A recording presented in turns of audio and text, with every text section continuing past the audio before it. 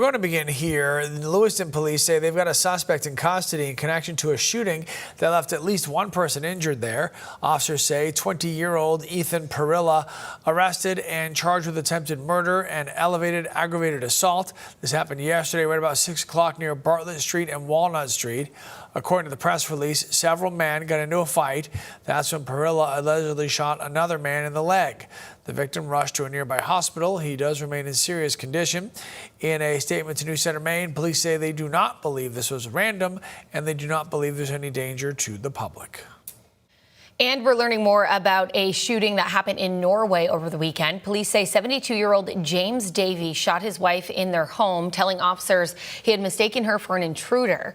She was taken to the hospital for treatment, and following an investigation, Davey is now being charged with domestic violence, aggravated assault.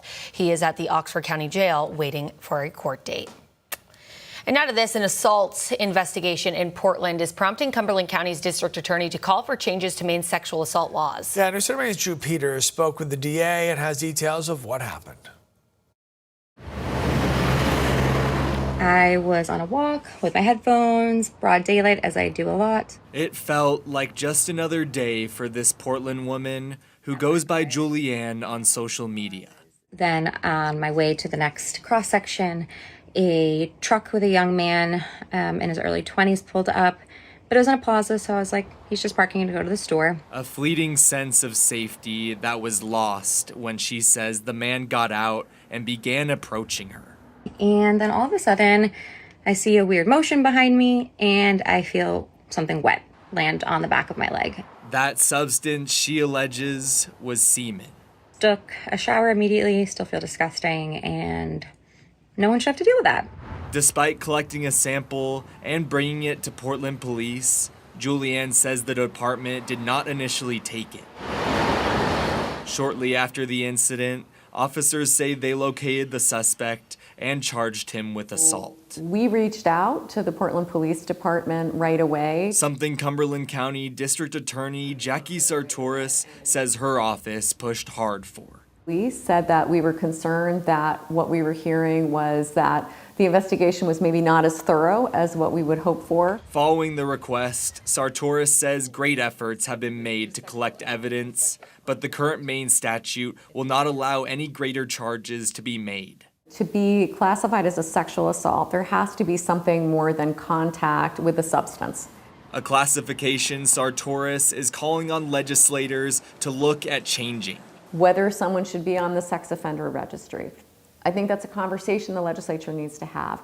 Whether or not someone can be subject to having to take a class about gender-based violence. Hoping to curb disturbing behavior, she says her office has discovered may be connected to an online trend among a small group of young men promoting similar kinds of attacks targeted at women.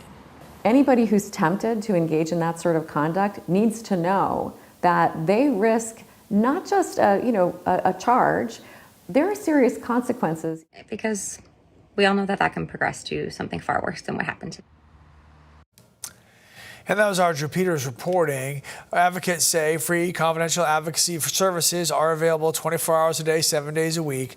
1-800-871-7741.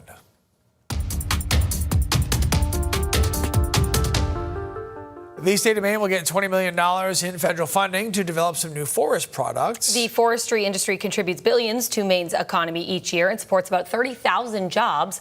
Our Katie Delaney is live in Portland this morning to tell us about the impact that this federal funding could have. Good morning, Katie. Good morning, Hannah and Lee. Maine's forest products industry is changing, with many pulp and paper mills throughout the state closing. But industry leaders say that an investment like this one can help forest products remain a cornerstone of the state's economy for generations to come. The $20 million from the U.S. Economic Development Administration is going to Maine's Forest Bioproducts Advanced Manufacturing Tech Hub.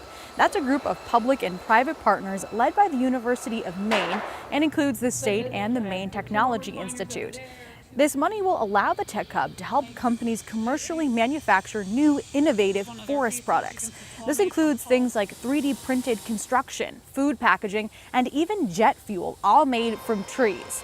With the federal funding, the Tech Hub will also award grants to companies to develop their tech and train more people to work in forest products manufacturing.